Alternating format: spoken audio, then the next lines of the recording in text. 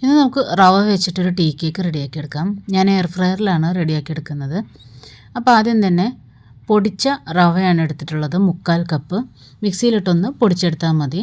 അതിലേക്ക് 3/4 teaspoon baking പൗഡറും 1 നുള്ളു ബേക്കിംഗ് സോഡയും 1 നുള്ളു ഉപ്പും കൂടെ ചേർത്ത് നന്നായിട്ടൊന്ന് മിക്സ് ചെയ്ത് മാറ്റി വെക്കാം. റവ പൊടിച്ച് മാറ്റിയ മിക്സിയുടെ ജാറിലേക്ക് തന്നെ ഒരു 1/4 മുതൽ 1/2 കപ്പ് വരെ പഞ്ചസാര ചേർത്ത് കൊടുത്ത് നന്നായിട്ട് പൊടിച്ചെടുക്കുക. അതിലേക്ക് 2 മുട്ട ചേർത്ത് 1 ടീസ്പൂൺ വാനില എസൻസും കൂടെ ചേർത്ത് ഒരു 2 മിനിറ്റ് നന്നായിട്ടൊന്ന് ബ്ലെൻഡ് ചെയ്തെടുത്ത് പതപ്പിക്കുക. അതിനുശേഷം ഇതിലേക്ക് 1/4 കപ്പ് ഓയിൽ ഒഴിച്ച് ജസ്റ്റ് ഒന്ന് ബ്ലെൻഡ് ചെയ്തെടുക്കുക. ഓയിൽ ചേർത്തതിന് ശേഷം ഒരുപാട് ബ്ലെൻഡ് ചെയ്യരുത്. ഇത് നമ്മളുടെ റവ കൂട്ടിലേക്ക് ചേർത്ത് നല്ലതായിട്ടൊന്ന് മിക്സ് ചെയ്ത് കൊടുക്കുക. ഞാനിപ്പോൾ ഇവിടെ വറുക്കാത്ത റവയാണ് എടുത്തിട്ടുള്ളത്. വറുത്ത റവയോ വറുക്കാത്ത റവയോ എടുക്കുക കേട്ടോ, ഈ ഒരു കേക്ക് ഉണ്ടാക്കാൻ വേണ്ടിയിട്ട്.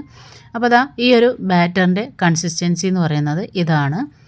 ഇനി ഇത് ബട്ടർ സ്പ്രെഡ് ചെയ്ത് മൈദ തൂവി എടുത്തിട്ടുള്ള കേക്ക് ടിന്നിലേക്ക് ഒഴിച്ചു കൊടുക്കുകയാണ്. ചെറിയൊരു കേക്ക് ടിന്നാണ് ഞാൻ എടുത്തിട്ടുള്ളത് കേട്ടോ.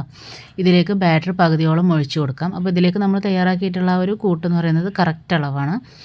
ഇനി ജസ്റ്റ് ഒരു ഭംഗിക്ക് വേണ്ടിയിട്ട് ടൂട്ടി ഫ്രൂട്ടി ചേർത്ത് കൊടുക്കുന്നുണ്ട്. ആൽമണ്ട് വേണമെന്നുണ്ടെങ്കിൽ അത് ചോപ്പ് ചെയ്ത് ചേർത്ത് കൊടുക്കാം. ഇനി ഇതൊന്നും ചേർക്കാതിരുന്നാലും കുഴപ്പമൊന്നുമില്ല കേട്ടോ.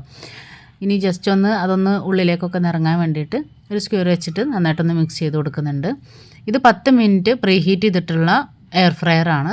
180 ഡിഗ്രിയിൽ ആണ് 10 മിനിറ്റ് പ്രീഹീറ്റ് ചെയ്യാൻ വെച്ചിട്ടുണ്ടായിരുന്നത്. അപ്പോൾ കേക്ക് ബേക്ക് ചെയ്യാൻ വേണ്ടിയിട്ട് 30 മിനിറ്റാണ് നമുക്ക് വന്നിട്ടുള്ളത്. ആദ്യത്തെ 15 മിനിറ്റ് ഞാൻ 180 ഡിഗ്രിയിലും പിന്നത്തേത് 145 ഡിഗ്രിയിലുമാണ് ബേക്ക് ചെയ്തെടുത്തത് കേട്ടോ. ഓരോ എയർ ഫ്രയറിലും അളവ് വ്യത്യാസം ഉണ്ടാവും.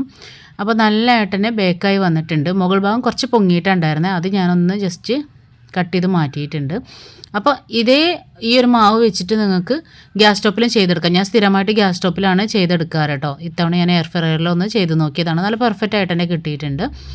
ഗ്യാസ് സ്റ്റോപ്പിലാണെന്നുണ്ടെങ്കിൽ 30 മിനിറ്റ് വെച്ചാൽ മതി. 10 മിനിറ്റ് ഒന്ന് പ്രീ ഹീറ്റ് ചെയ്തതിന് ശേഷം പെട്ടെന്ന് തന്നെ കുക്കായി കിട്ടും കേട്ടോ. അപ്പോൾ നല്ല സോഫ്റ്റ് ആയിട്ടുള്ളൊരു അടിപൊളി കേക്കാണ്. ചെയ്ത് നോക്കാൻ മറക്കരുത്. താങ്ക്